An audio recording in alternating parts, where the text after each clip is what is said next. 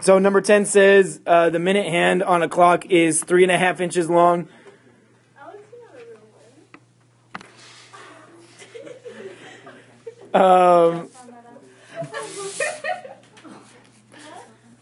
You guys are recording right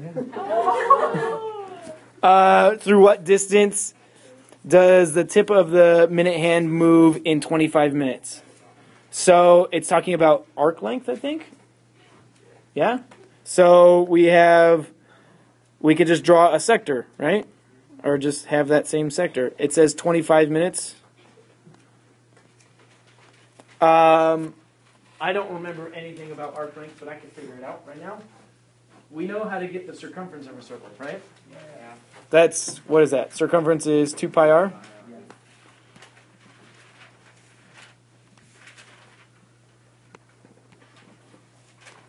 That's terrible.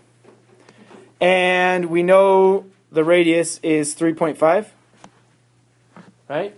So we could get the whole entire circumference, but we don't want the whole entire circumference. We want part of it.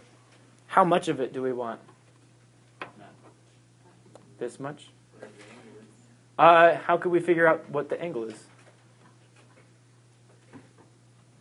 There's a couple ways you could do it. 25 over 60. How are you getting that? Yeah, you're going 25 minutes. If 60 minutes is all the way around, then 25 minutes is some part of the whole 60 minutes. We don't need the whole entire circumference. We just need 25 out of the 60 minutes of the circumference, if that makes sense. So that's what we do. We don't actually need the angle. We just need to know what proportion of the circle or what fraction of the circle we've gone through. Because we know the whole circle is 60. So all of this would be 60 degrees, or 60 minutes. And then this part would be 25 minutes. Is that how you write minutes? I don't remember. Doesn't matter. I'm not gonna write it. So the arc length, this length, would be 25 over 60 times whatever the circumference of the whole entire thing is. Does that make sense? So I'm gonna write it better. So we'll get the circumference, and then our answer, the arc length, will be 25 over 60 times the circumference. So that'll be 3.5 times 2, 6, 7. 7 pi inches. You could multiply that with a calculator and get a decimal. 7 pi inches times 25.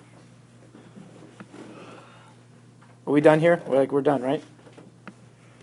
So the circumference would equal 7 pi inches. The arc length would be 25 over 60 times 7 pi inches. Whatever that is. Multiply it out on a calculator. Are there any questions for that? Yeah.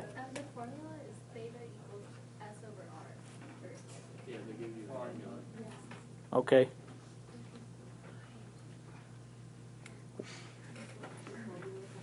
You could use that. I guess you'd have to find out theta for that, right?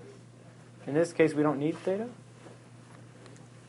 But you would figure out theta by doing the same thing. You'd set up a proportion. Theta over 360 equals 25 over 60. And then find out theta and then use the formula. Or you could just do it like this if you just think about it. Any other comments or questions? That's good.